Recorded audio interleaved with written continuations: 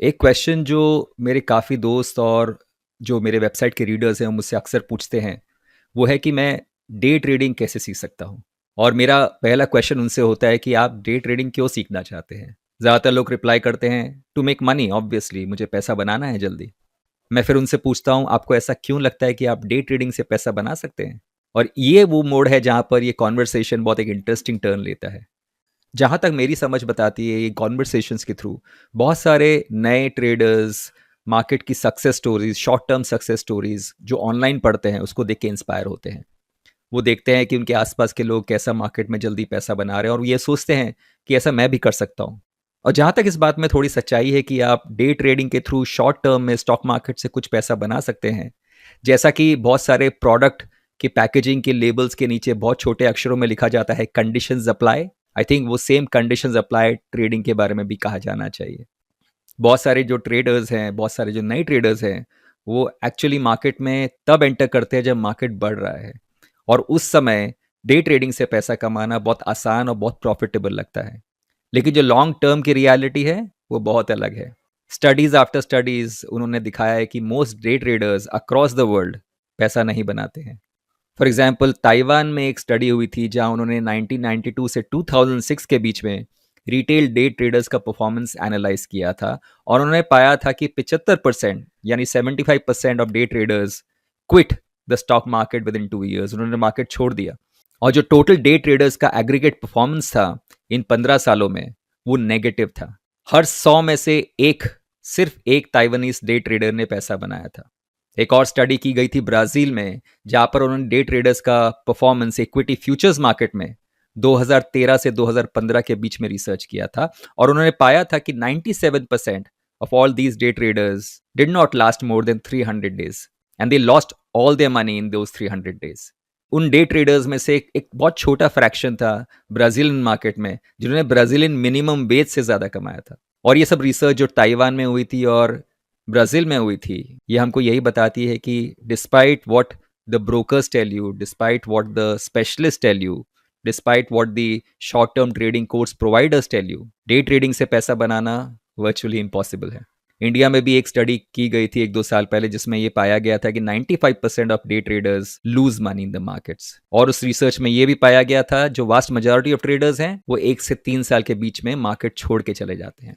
Now, एक एक बहुत इंपॉर्टेंट स्टैटिस्टिक है जो बहुत वेल नोन है, और वो स्टैटिस्टिक ये कहती है कि इंडिया में 5% से कम इंडियन पॉपुलेशन स्टॉक मार्केट्स में इन्वेस्ट करता है, इधर डायरेक्टली और थ्रू म्यूचुअल फंड्स। तो यही नंबर चाइना में 12 से 15% है और अमेरिका में 50 से 60% है।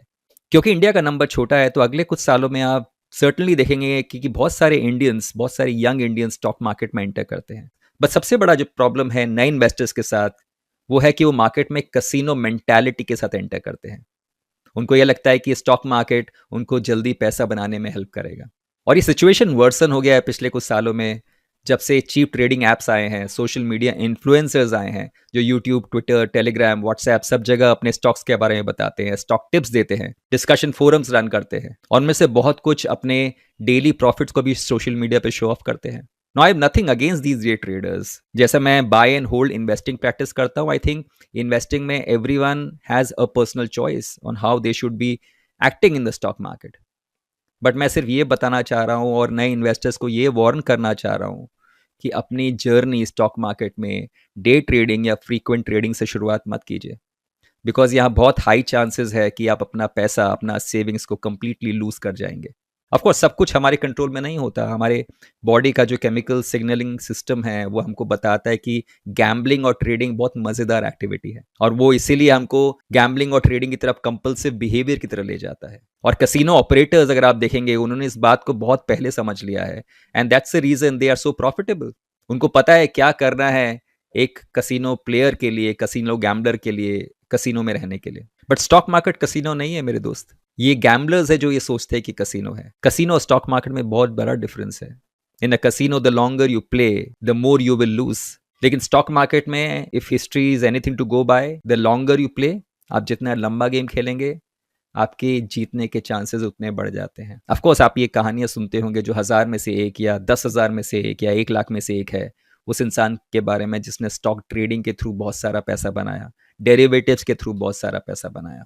बट ये कहानी है उसी कहानी के जैसे है जिसमें आप सुनते हैं कि कैसे एक इंसान ने कसिनो से बहुत सारा पैसा बनाया। और ये जानना और ये रिमेंबर करना बहुत इंपॉर्टेंट है कि ये जो इंसान है जो कसिनो और स्टॉक मार्केट्स और डेरिवेटिव से बहुत सारा पैसा बनाते हैं जल्दी, ये एक्सेप्शंस हैं, ये रूल नहीं है। The rule is that you can build wealth from the stock market and without the stress and dangers of short term trading only when you buy high quality businesses. जब आप अच्छे quality के businesses और funds में invest करते हैं, आपके जीतने की प्रोबेबिलिटी, आपके वेल्थ क्रिएशन की प्रोबेबिलिटी बढ़ जाती है। और स्टॉक मार्केट का ओरिजिनल पर्पस वही था। स्टॉक मार्केट का पर्पस डेरिवेटिव्स ट्रेडिंग नहीं था। स्टॉक मार्केट का पर्पस था वेल्थ क्रिएशन। जिन कंपनीज को पैसा चाहिए था और जिन इन्वेस्टर्स के पास पैसा था उनको देने के लिए, उनको कनेक्ट करने का एक माध्यम था स्टॉक मार्केट। लेकिन बहुत सारे लोग अब उसमें शॉर्ट टर्म गेम खेल रहे हैं, जो कुछ मिनटों के लिए होता है, कुछ दिनों के लिए होता है या कुछ हफ्तों के लिए होता है। और उनके लिए मेरी ये वार्निंग है। Coming back to the question, can I make money day trading? I think मेरा आंसर है of course you can, but many conditions apply. अब मेरे ख्याल से this is not a good idea. In fact I think it's a very bad idea. अगर आप Indian roadways की buses या इंडियन ट्रेन्स में अगर आप ट्रैवल किए हैं तो आपने एक वार्निंग देखी होगी जो कहती है कि यात्री अपने सामान की सुरक्षा स्वयं करे। आई थिंक ये वार्निंग आपके पैसे और इन्वेस्टिंग पे भी अप्लाई होती है। You are only responsible for how you handle it. आपको अपने पैसे की खुद सुरक्षा करनी है। सो जैसे आप अपने सामान की सुरक्षा करते हैं, आप अपने पैसे की सुरक्षा करें। आज के एपिसोड के लिए इतना ही। अगर आपको ये एपिसोड अच्छा लगा तो please like, please share, and please subscribe to the channel for more insights on investing and financial wisdom. Thank you so much.